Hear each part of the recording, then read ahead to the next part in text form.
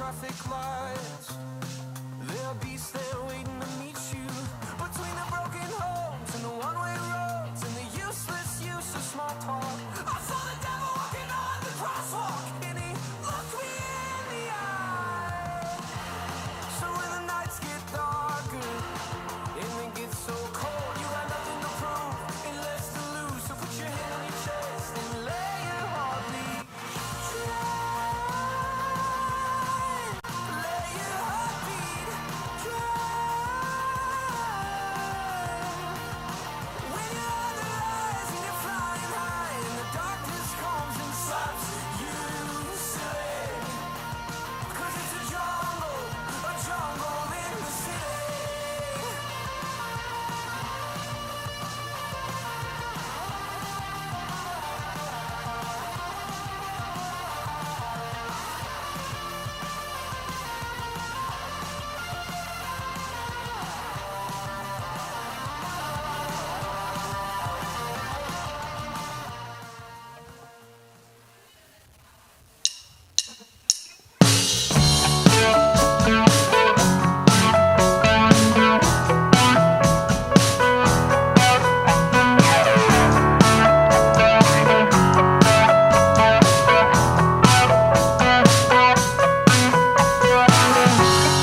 Nothing can separate, even if I ran away, 'cause your love never fails.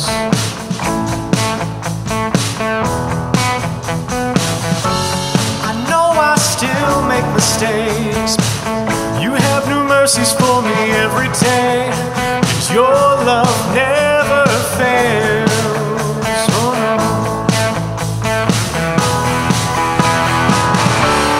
You stay the same through the ages. Your love never changes. There may be pain in the night, but joy comes in the morning. Oh yeah. And when the oceans rage, I don't have to be afraid, because I know that you love me. Your love never fails.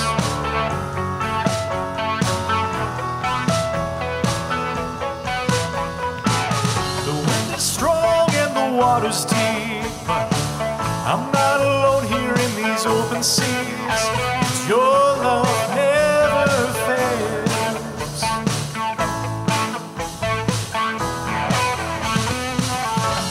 The chasm is far too wide.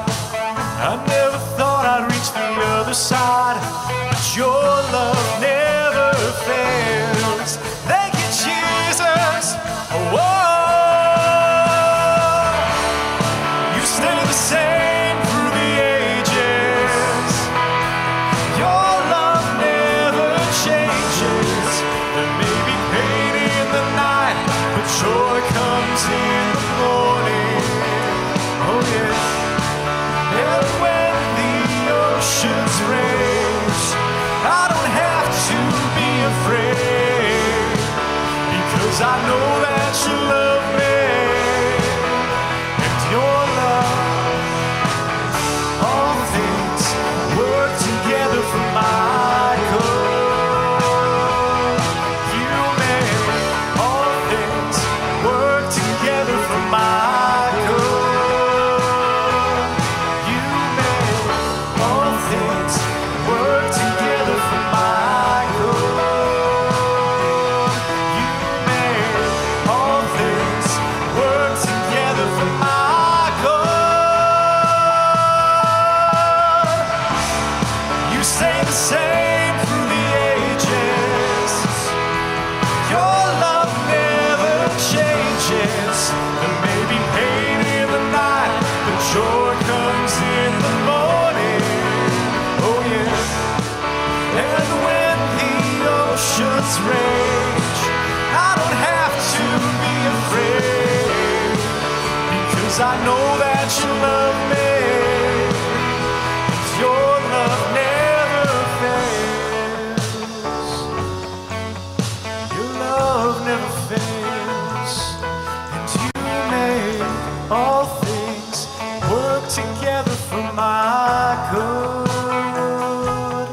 You make all things work together for my good.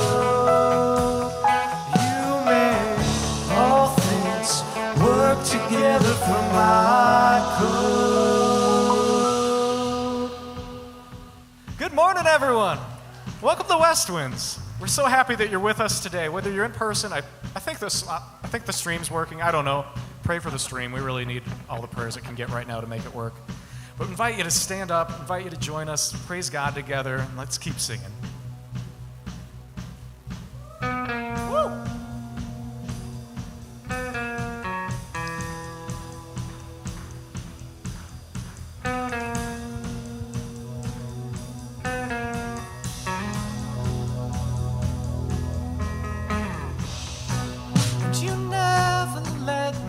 Down. No matter the way I stumble down this road,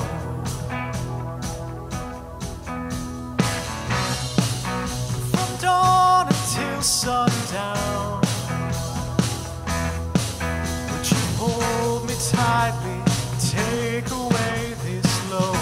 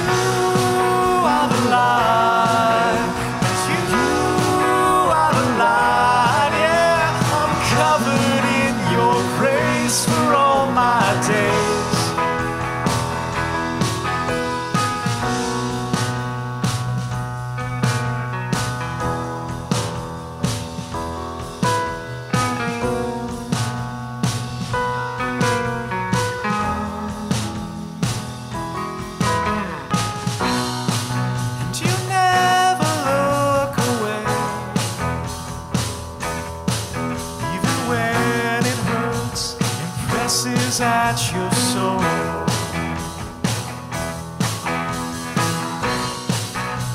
and when I start to pray, would you stay with me, and would you make me whole? When I hit this wall, you pick me up and you never let me fall. And you are the light, and you are the light, yeah.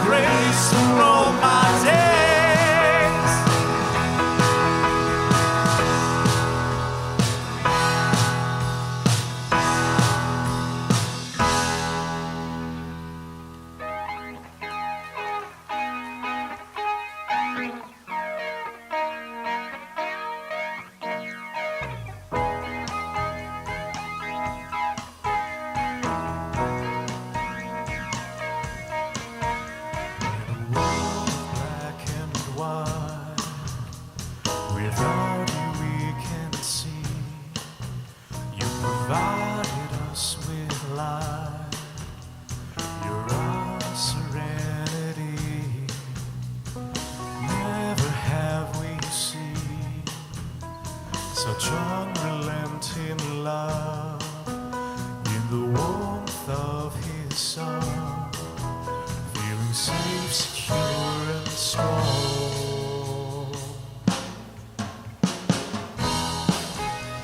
You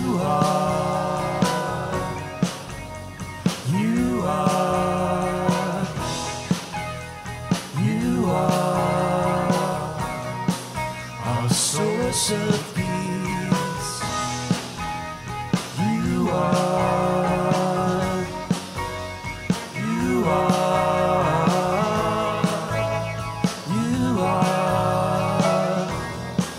serenity.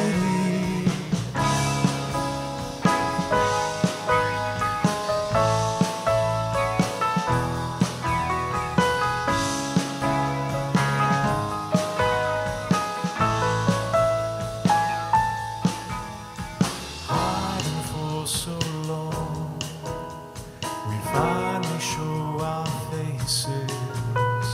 Seeing those around us makes for different paces. Never have we seen such unrelenting love. Feeling safe, secure, and strong in the presence of ourselves and in the presence of our God.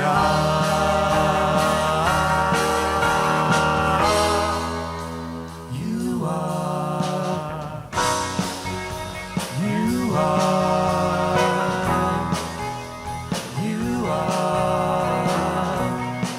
our source of peace. You are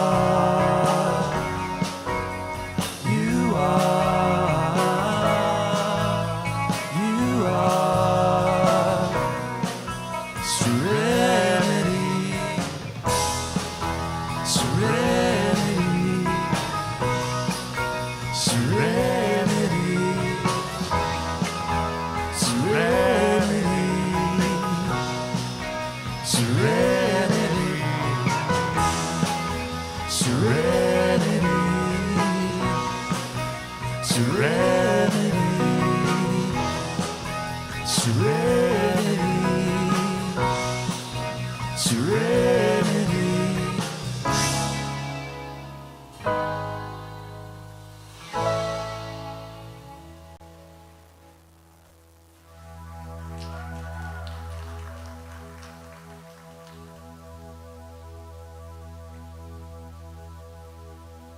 What can open our eyes when we're deep in the night? Only the light of your face. Only the light of your face. What can open our ears amid toil and tears? Only the sound of your voice. Only the sound of your voice. Feel it all around me, the favor and the freedom of the Lord.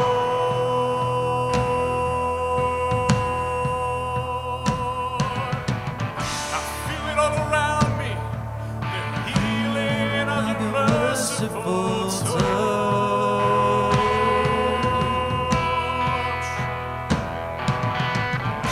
Feel it all around me, the thunder and the echo of your word.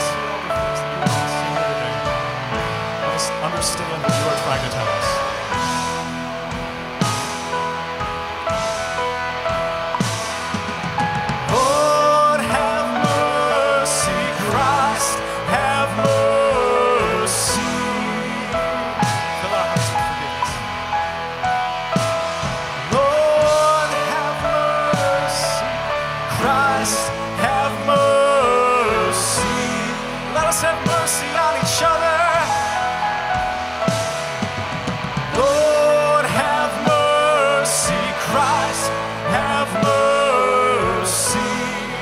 Have mercy on us, Lord. Lord, have mercy. Christ, have mercy.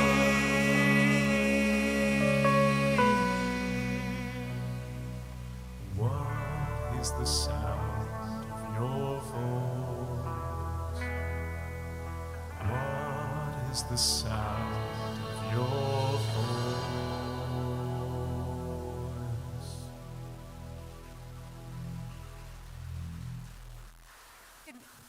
Good morning. You guys can have a seat. We're really excited to be here gathered with y'all today. We're excited because we just finished up our pajama drive for Together We Can Make a Difference, and we were able to collect about 150 pairs of pajamas to support the kids in our community. Yeah. And we're excited because our kids, the Westwinds kids, are actually hosting a food drive for the Encounter Church Food Pantry. So Encounter is a church just down the street, one of our neighbors, and every year we get to partner with them. So they're looking for non-perishable food items, things like breakfast foods, especially right now, are really important. Cereal, pancake mix. They're also looking for canned meats, so like chicken, tuna, pasta, always looking for toilet paper. So you can bring those in. We're going to be doing this food drive. The kids are hosting the food drive for the entire month of November. So you can bring those in during the week or on Sundays. They go in the big metal cabinet in the lobby. And I'm excited and thank you for how you're going to partner with us as we partner with our neighbor Encounter Church Food Bank. So this morning, I also want to invite you into the practice of giving. I want to invite you to give regularly. You can do that online, westwinds.org/next, or if you have cash or check, you can give in the black giving boxes here in the auditorium out in the lobby. And then we also have that Tap to Pay, which is the anonymous giving platform, so you can do that as well.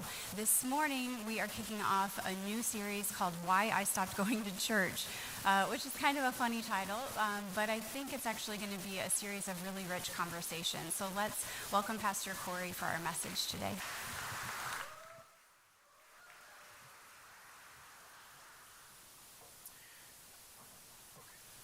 So the first church I ever pastored was a church in a bar. There was this bar that I frequented when I was, in my younger days, and I could stay up late, And over time, there was this group of guys that began gathering around the table at this bar where we sat a couple times a month. Eventually, what I began to realize was around this table were all guys who had left the church. They all had left the church, and for good reason. One of the guys around the table was served in our military, a couple terms in Iraq. And his dad was a really predominant pastor in our town. And he was gay. And very few people knew. You can imagine the life he would have lived growing up. And another fellow at the table who once started a church. And the church was growing and people were coming around the church. And someone from the denomination came and that he was a part of and came and visited his church, and they didn't like the kinds of people who were gathering in that church, so they shut him down. And this once pastor with this broken heart was never ever able to find himself back in the church again. One of the guys at the table ran this big youth hangout center in our town, and as I got to know him, I found out that he used to be a pastor. And began asking questions in his church that apparently he wasn't allowed to ask. And they pushed him out. One by one, I began realizing around this table was story after story after story of folks who had left the church, and for good reason. Well, on one night, they decided that I am now their pastor. And they were going to be my board. And so at somewhere between the hours of 11:30 at night and 1:30 in the morning, they began calling this board meeting to order. They began bringing problems in the church to their pastor. And they said, "Pastor, what are we going to do about this one? You won't believe what they did. Have you heard what they said? Do you know they stopped doing, And then we would vote on whether or not this person would be excommunicated from the church or not. They said, all right, Hands in, right? Someone would make a motion. Someone would second a motion, and all would say aye or nay, and there might have been a few other drinks shared after the vote. On that night, we shut the bar down, and I was standing outside the bar with actually the guy who invited me into this group. And I think what he was trying to do was express gratitude for the way in which I just listened to these guys share around the table. That these fellas, his friends, for the first time began to open up and tell some of the stories of pain that they had experienced in the church. I think he wanted to kind of thank me for going through this satirical exercise as a part of maybe their healing journey or their healing process. But I think he also wanted me to know that I could be honest about maybe some of the things that I was feeling. That he was safe for me to maybe share some of my own doubts, my own struggles with theology, my struggles with the church and how it operates. He didn't quite have the words for it, but what he said to me that night is he said, Pastor, what I want you to know is that more important than honesty is loyalty. He said, I'm loyal to you before anything else. He said, loyalty over honesty. And I was like, what does that mean? How many drinks have you had tonight?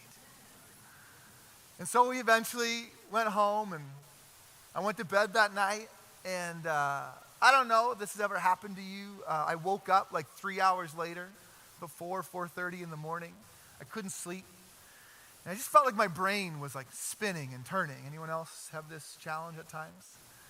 But on this night, I actually felt like God was saying something to me. I felt like God said, I want you to get out of bed and listen to me for a bit.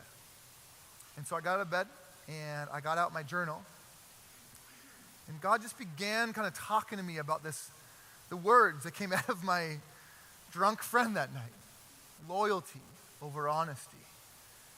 And how the ways in which this is actually the story of God. The story of God is a God who offers loyalty to people. And that it's in the safety of that loyalty that we can actually begin to be honest about some of the things in our hearts, in our lives, and in our world. And the third part of that was that when we're in this relationship of loyalty and honesty, what can emerge is good theology, a right understanding of God. You know, as I've sat with people, like a lot of people, over the last decade of being a pastor, who have left the church. I don't know how this happened to me, but somehow I've become like a magnet for people who have left the church and are looking for a pastor. It's how a lot of us ended up here too, right? Just trying to figure all that out.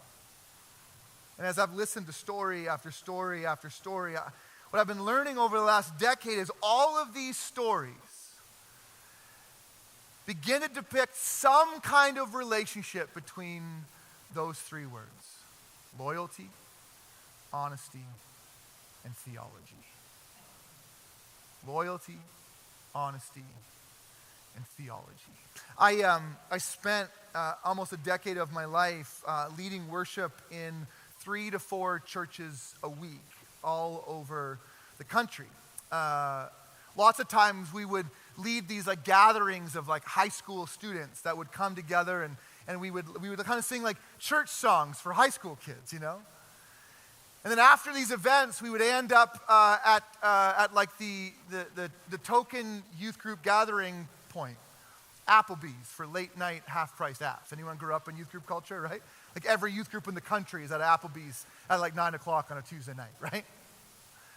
And we'd end up at Applebee's, and there'd be all these students hanging out, and we'd be having a great time, and you know, I'd end up at the end of the table with like the adult who's responsible for all these teenagers. And often what would happen was they begin to share maybe some of the things that they're working through in their theology. Things they're beginning to question about God or question about the church. And they had no one else to talk to. Because if they talked about these things in their church, they'd be silenced or pushed out. Or some of them worked for those churches. And if they talked about these things in their churches, man, they might lose their jobs, lose their friends, lose their community. Some of them would have these stories about how like some elders or leaders in the church want these certain kinds of teenagers not to come around the church anymore because they broke something in the lobby or they were smoking outside, right? And how they began to try and stand up for those young people in their church. And how they're getting all this kind of pressure to conform to these leaders of the church. Let's begin to share their heart.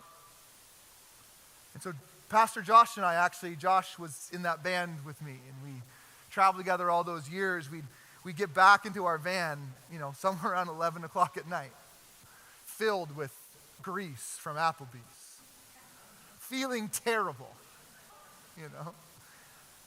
And we began to have this conversation about the nature of loyalty and honesty and theology. Often Pastor Josh would say to me as we're telling the stories of the night, he would say to me, there it is. Loyalty, opening the door for honesty. But just for a moment, that youth pastor, that youth leader, that individual felt safe enough to begin to tell the truth about what's going on in their heart and in their life. Man, probably hundreds of times, Josh or I have looked at each other over the years and go, there it is again. Loyalty over honesty, helping us to develop a good theology. I want to talk about these three words quite a lot today, and I'd like to maybe just talk about what they mean. When I talk about theology today, because this word can mean a lot of different things in a lot of different spaces. The way I think about theology is twofold. Doxy, maybe you've heard the word orthodoxy, which is like right belief, is what orthodoxy means, right belief, right? Often when people use the word theology, all they really mean is orthodoxy. But actually theology is made up of two parts. It's made up of orthodoxy. It's also made up of praxis or orthopraxy, right action. So good theology, right, how we understand God, is both about right belief, what we believe about God, how we talk about God and his people, but also orthopraxis, how we respond to the story of God, how we become different as people because of who God is in our shared life together. The next word that becomes really important here is honesty. Honesty. Now, as I use this word honesty, it might bring up a lot of different maybe emotions or feelings or definitions from your own life. But I'm talking about honesty, especially in the church setting. We want to talk about honesty being the discovery of truth and truth telling. Right? It's both. Honesty is this journey where together we discover some truth, capital T, some things about God that we're bearing witness to as being true in our midst. But it's also about telling the truth. It's about when we come across things in our lives that need to be said that are true, we speak those things, that we don't lie or be dishonest. Honesty is about discovery and telling the truth. This last word, loyalty, when I talk about loyalty in the story or loyalty in the church, what I think this needs to be, or at least the right kind of size loyalty, is about the love of people, not an institution. Often when we talk about loyalty in the church, the way it's spoken of, it's about loyalty to the church. I actually would say that's not the story. That's not the story. The story is about this God who is loyal to people.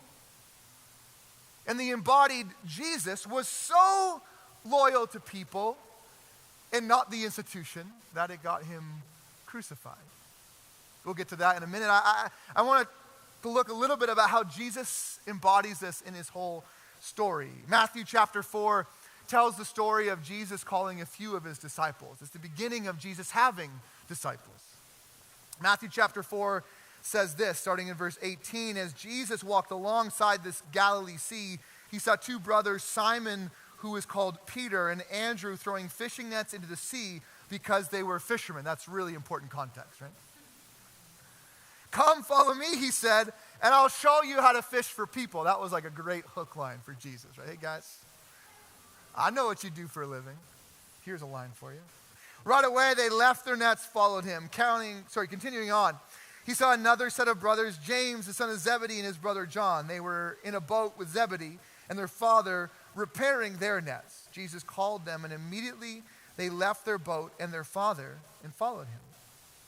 What Jesus is offering his disciples right out of the gate here is loyalty. You can belong with me. You can come with me. You can stay where you are if you want, but if you want to come with me, I will be loyal to you. I'll take care of you. I'll be your rabbi, and you can be my disciples. What's interesting here is that Jesus didn't first check in on their theology. Hey guys, I'm taking applications for my disciples today. If you could write me up a statement of belief, I'm going to go through these statements of belief, and I'm going to pick a few of you that already believe what I believe, and you can come with me. What he didn't even require is honesty. Yeah, I've checked all your Facebook pages. You seem like honest people, right? Out of the gate, Jesus offers them loyalty. He offers them loyalty. As they journey on, the disciples increasingly feel safe enough to be honest. If you read the Gospels, you can follow along. The questions the disciples ask get more and more and more honest, the longer they understand the loyalty of Jesus toward them. It was actually this loyalty that led to Jesus' death on the cross. You may not have understood this or read this in the story before, is that the church of the time was really frustrated with Jesus because he was being loyal to people and not the institution of the church. And the government at the time was really frustrated with Jesus because he was being loyal to people and not the institution of government. And so the government and the church got together and said, we got to have this guy killed.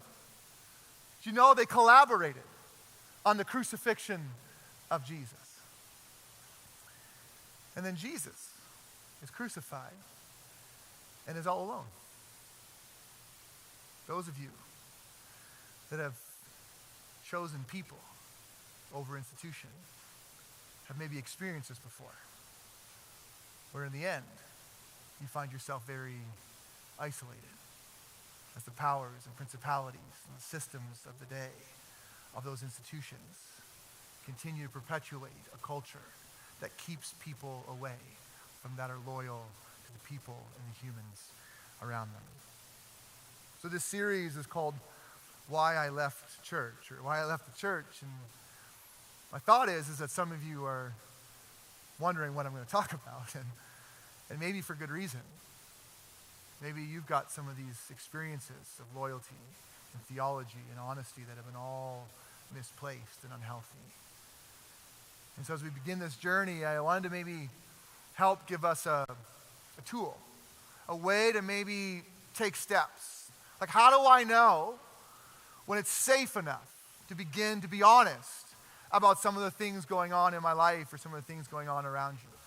Those of you that are like computer engineers might like this. Anyone know what IFTTT stands for? Say it out loud if you know it. If this, then that, right? Computer programming is if this, then that. I want to give you an if this, then that for this journey. I want to say that if the community you're a part of is promoting loyalty to other human beings and telling a story of a God who is loyal to you no matter what, a God who loves you, no, that does not change. There's nothing you can do to lose that. If that loyalty is beginning to be communicated and exhibited, then it might be safe enough to start taking some steps of honesty, to begin to maybe trust and find safety inside of that gospel, inside of that story, inside of that community, to begin to maybe tell the truth and bear witness the truth being told. Then what I think will begin to happen is a development of theology. Then in the midst of those steps that you're taking, in the safety of community, my bet is that you'll begin to discover theology, God who is with us in brand new and helpful ways. So I think what the story is about is how the loyalty of God makes honesty in the presence of God, in the presence of others, possible. And that as we share in that, together we get to know God with people. I mean, that's what church is. It's opting in to know God with these people. Knowing God with these people. After Bible college, actually at the very end of my fourth year of Bible college, of seminary, I had to do this internship at this church in the Midwest. It wasn't Michigan, different Midwest state. They may think they're from the Midwest, and you might not think they're from the Midwest. But I'll say they're from the Midwest for this, So I'm at this church, and really incredible pastor at this church. Young guy, great communicator, really good at making the community feel safe for questions and whatever you want to be walking through. And much like our church, there was lots of people beginning to gather at this church who had passed church hurt. And the church was growing. It was a really beautiful thing. I grew up in a denomination, and this church was a part of a denomination where members and elders and pastors of this church were not allowed to drink alcohol. Just so you know, that's not a commandment in the Bible. But it actually started in a really good place. See, back during times of prohibition, the powers and principalities around the distribution of alcohol were taking advantage of poor and underserved communities. And we're using that as a way to keep people under oppression and keep them addicted and spending money on the alcohol rather than their house and their family and caring for people. So Christians back then got together and said, we are going to be a dry community. We're going to stand up against those powers and principalities and create a safe place for people who want to stand up against those and heal from those things and get their life back together and take care of their families. This is where it started. Years and years later, not drinking alcohol became a law that God required of us to be a good Christian. Some of you grew up in these same kinds of cultures. And what I knew from leading worship in 4 churches a week inside of our denomination was there was lots of church members drinking alcohol. There was lots of board members having a glass of wine with their spouse on their anniversary or having a beer while watching a football game. What I knew is there was actually lots of pastors in this denomination drinking alcohol. Can you believe it? They might even have 2 beers once in a while.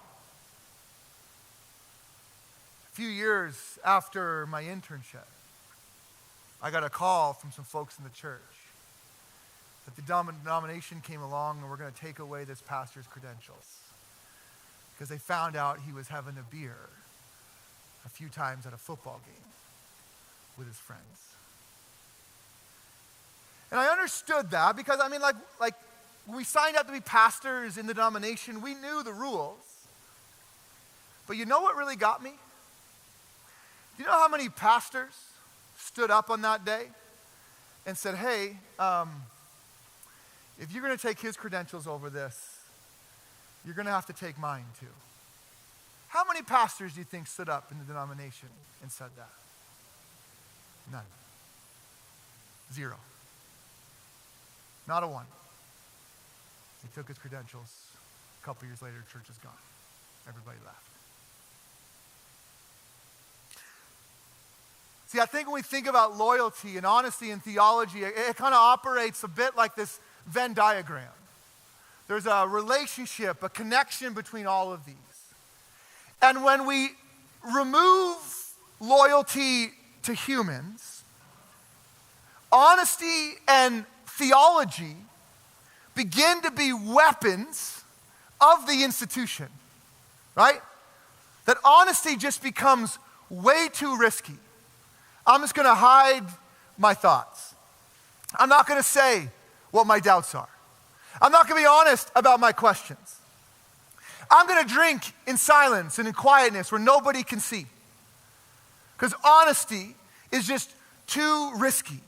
That because there's no loyalty to people, the institution will use that honesty against me. When we remove theology, right? It's easy to use loyalty and honesty as weapons against people. See, when we remove theology, we remove this understanding that you are a child of God and I am a child of God. That God invites you on this journey and God's okay with your questions and God invites me on this journey and God's okay with my questions. When we lose the theology that the overarching story here is this God who is ridiculously loyal to us. When we lose that theology, we turn on each other, don't we? We begin to think like, well, my thing is not as bad as your thing. My stuff is not as bad as your stuff. Actually, you should be really shamed for the stuff in your life. But the stuff in my life is just fine. Actually, you know what? Like, we over here, we don't have questions about the thing that you have questions about.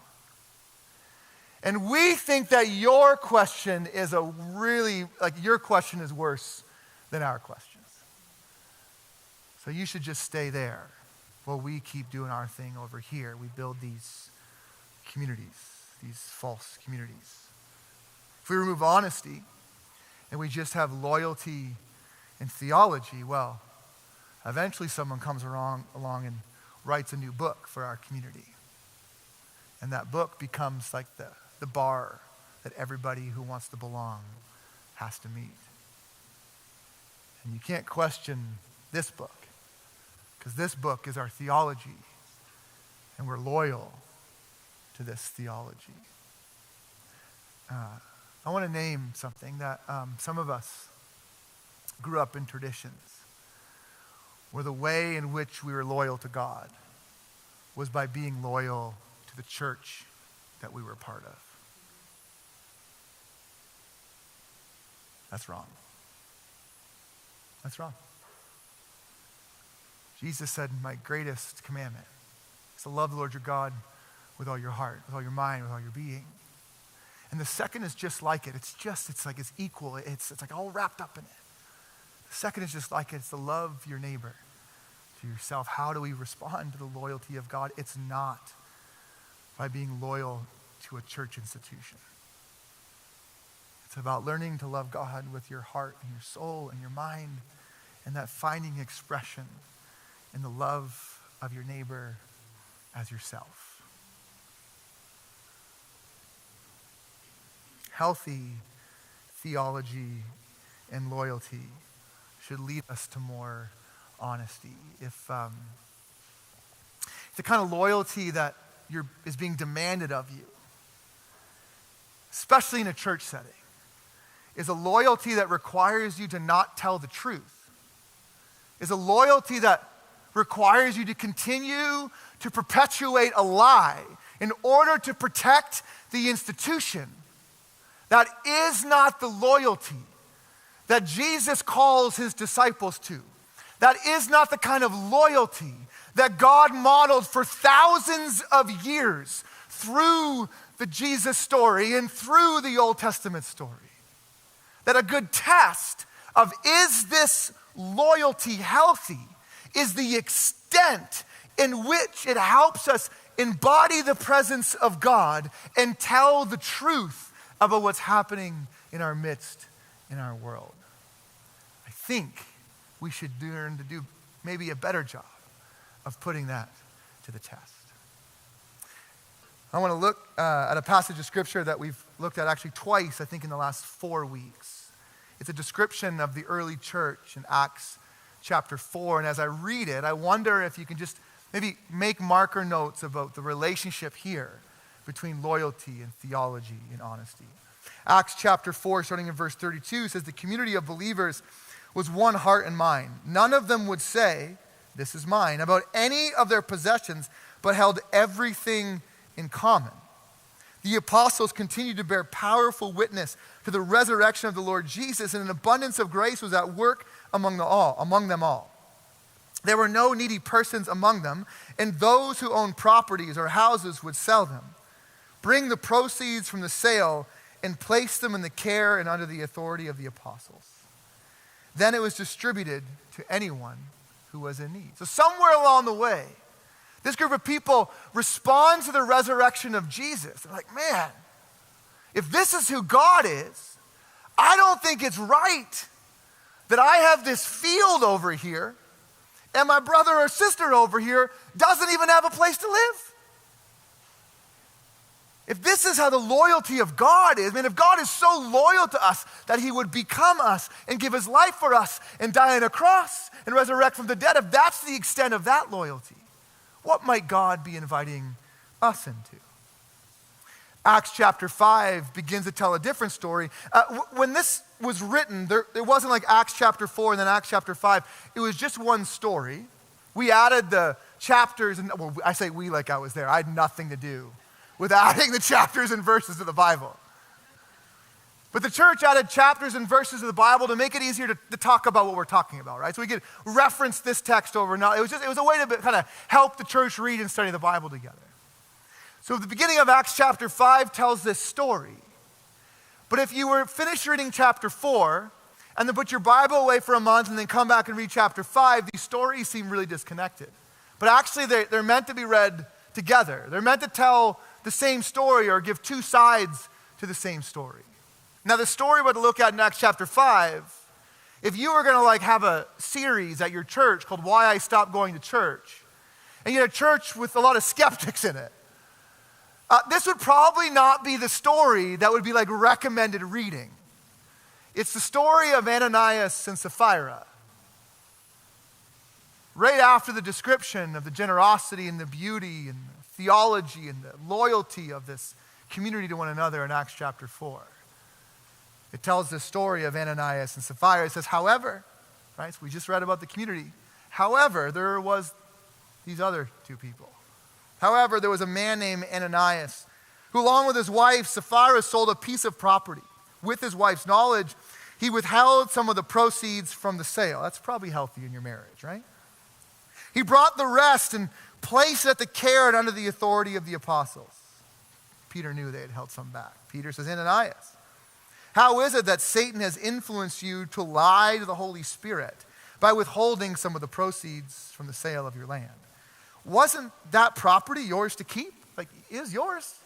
Why you gonna lie about it? After you sold it, wasn't the money yours to do with whatever you wanted? Why are you lying about it? What made you think of such a thing? You haven't lied to other people, but to God. When Ananias heard these words, he dropped dead. I've never seen this happen before in the church. Everyone who heard this conversation was terrified. Yeah, I bet they were. Some young men stood up, wrapped up his body, carried him out, and buried him in the ground. About 3 hours later, his wife entered, but she didn't know what had happened to her husband. She hadn't caught up on the church group text yet, right? She didn't know. No idea. Peter asked her, tell me, what did you and your husband receive for this price for the field? She responded, yep, the amount we gave is what we received. He replied, how could you scheme with each other to challenge the Lord's Spirit? Look, he says, the feet of those who buried your husband at the door, they will carry you out too. At that very moment, she dropped dead at his feet. When the young men entered and found her dead, they carried her out and buried her with her husband. Trepidation and dread seized the whole church and all who heard what had happened. So the issue in this story, when you hold it up against the description of the community and the life of Ananias and Sapphira, this decision by Ananias and Sapphira, the issue was that they lacked honesty. So they faked loyalty and missed the whole point of the theology. They didn't want to be honest with themselves or with God. So they faked loyalty and missed the whole point of theology. I do wonder, just me here, right? How often do I lack honesty? And I would prefer the truth not be told, or I prefer not to maybe look deeper into my own soul or my own heart or some of the things going on inside of me. Like I'd prefer to keep that hidden. I prefer not to maybe walk through some of the stuff that God might be invited. Like I just prefer to not be honest, not look at that, not be vulnerable to that. And the way I protect myself, right, is just a fake loyalty, so that everyone around me thinks, well, I'm a part of you. Like I'm the same as you. We're the same. We're all in this together. No issues here. Status quo. How often do I lack honesty, fake loyalty, and miss the whole point of theology? Love the Lord your God with all your heart, soul, and mind. Second commandment is just like it, to love your neighbor as yourself. Jesus calls his disciples without any requirement of theology. We don't even really need to be ready to tell the truth, because Jesus offers loyalty unconditionally and first to all of us. Man, I want to be loved like that. I want to be loved like that. See, Jesus' disciples, if you read in the Gospels, like they had honest moments. Like there was times when Jesus confronted his disciples, right? There's times when he offered correction or confrontation. But that was always followed by a new invitation of loyalty. But get this, it wasn't an invitation for them to be loyal to him. The confrontation, the correction was followed by a new invitation for them to receive his loyalty to them. He never required that loyalty back for them to belong at the table of Jesus. And it was through this journey that you can watch the disciples learn and get to know who Christ is. My hope with this series is that every week will maybe just like give us some handles to grab a hold of. I can't like solve all the problems. We can't answer like all the questions. Some of the things that you faced in the church and in your faith, I think some of these teachings in this month will be helpful, but it'll just be helpful. Like it's not gonna fix it all.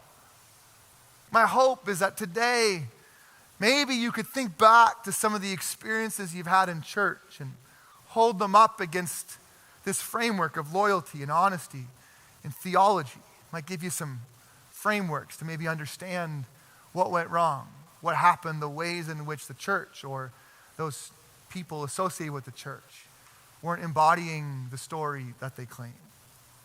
I think for those of us that this is our church, that Westwinds is our home, like we say we want to be a church for anyone, I think that requires of us to have these kinds of conversations, to admit when loyalty and honesty and theology in our midst are getting kind of out of order or disjointed or showing up in unhealthy ways, that we want to be a church that is getting healthier around these things. That ideally we don't make the same mistakes as our forefathers and our foremothers, that these sins of our past and of our time in the church don't just get passed on to us, that we commit the same sins. I'd like to be able to commit our own sins. We don't need to commit the same ones, right? For those of you that are putting this together, that you feel like maybe this series is a part of maybe helping you gain some clarity on some of the stuff that maybe has happened to you or around you in your life. I hope we can give you some handles or some steps of healing, but just to be explicit, like my hope is that maybe some of those steps of healing would be toward Jesus. That is my hope. But even more so, that those steps of healing would be towards Jesus in the presence of others. My guess is some of the stuff you've been through has been incredibly isolating. And I think there's this wide open invitation of Jesus to be with him, to follow him in the presence of others. I want to keep proclaiming that Jesus offers loyalty that is unnatural. I would argue it's supernatural. And out of that loyalty, Jesus embodies this culture of honesty, this culture of telling the truth. This culture where we can be vulnerable because it's safe to be vulnerable in the presence of Jesus. A culture where it's okay to be weak. Actually, it's not just okay to be weak. It's expected that we are weak, that there are parts of us that are weakness. That it's okay to not be okay. This culture where we embody this praxis of love.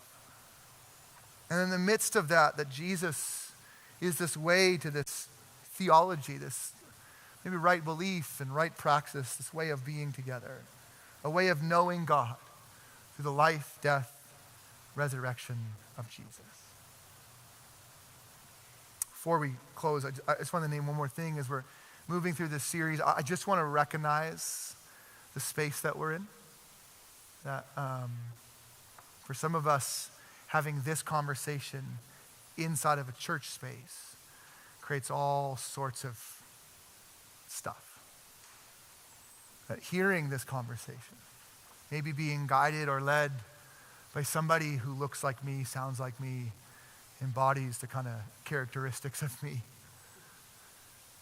can be hard and challenging. And I want to say, as a pastor, maybe on behalf of churches, behalf of my colleagues, I'm sorry for the ways in which the church or people associated with the church have screwed this up. I'm really sorry.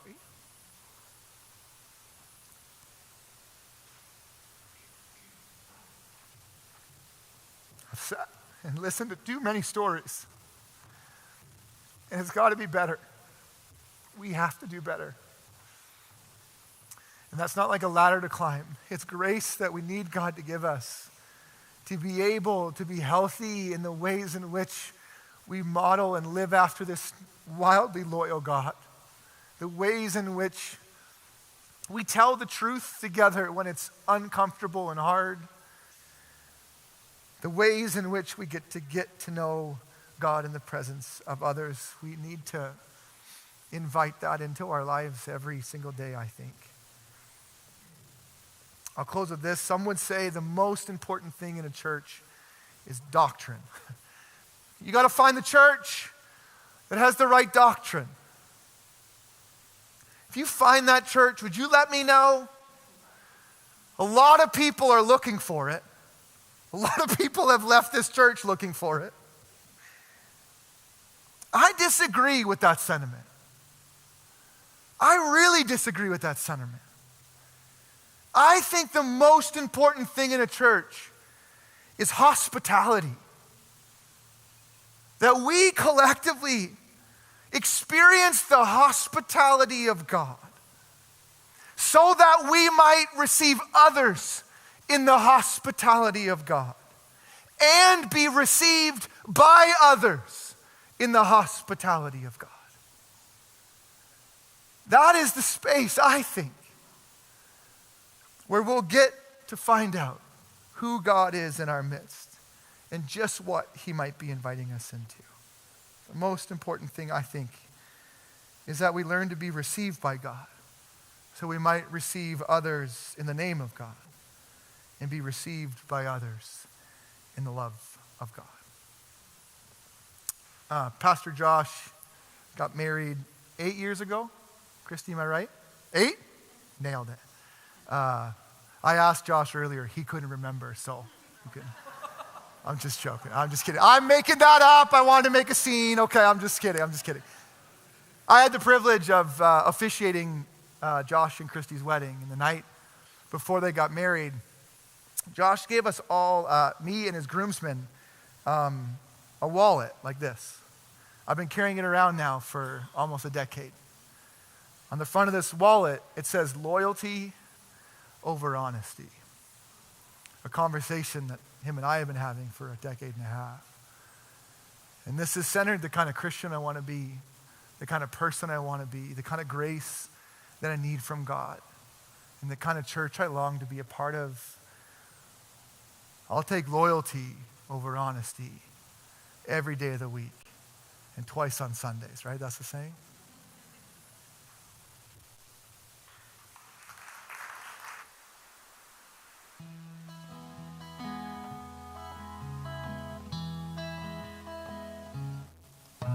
we got one more song for everyone, and unless you were at the first service, this is the first time that we are playing it. So really invite you all to sing along, but also just want to invite you to take this as a moment of reflection, prayer, and just really think about these words, because I think they're really powerful.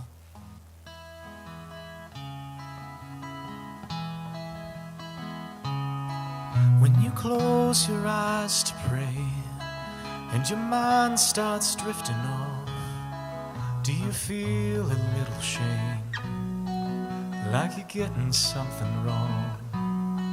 Like there's a way you're supposed to be that you haven't figured out, and if any of it is real, then you should be there by now. Well, God is in no hurry, you can take your time, trusting that the process is part of the design, following the crumbs of what makes you come alive. He loves you where you are, not where you should be. God is in no hurry.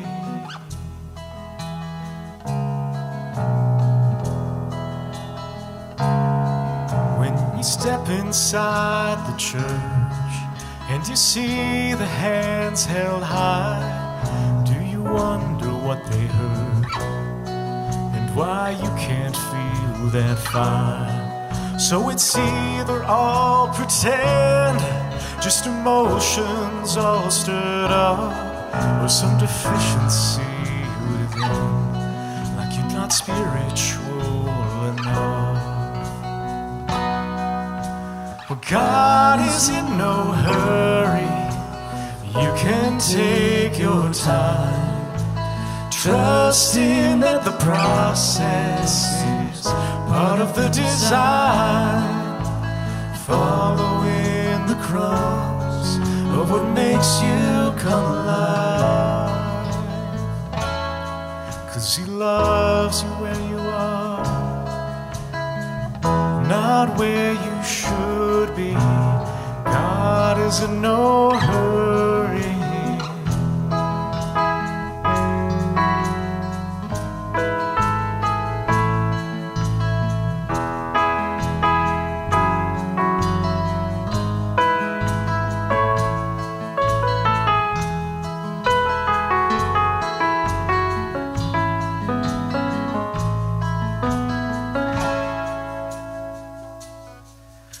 Try to force yourself into being what you're not. You could dress the doubt up well in the Sunday best you've got, but I don't think God above has to be so hard to find. He's in the things you love, so linger there a while. God is in no hurry, you can take your time, trusting that the process is part of the design, following the crumbs of what makes you come alive. 'Cause He loves you where you are, not where you should be. God is in no hurry.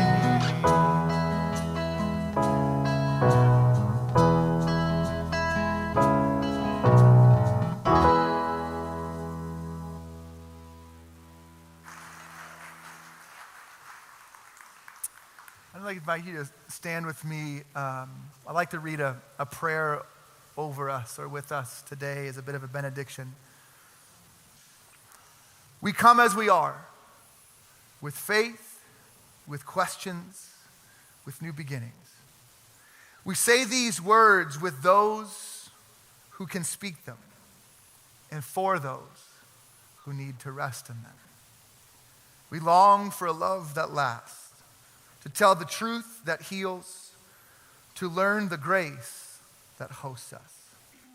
God is with us, steady and kind, patient and near, honest and loyal. So we go from here, known, held, and loved. Surely goodness and mercy will follow us all the days of our lives. And we, friends, will dwell in the house of the Lord forever. Amen.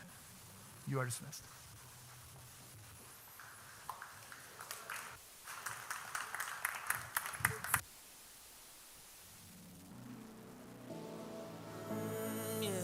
This world is always trying to tell me I need more.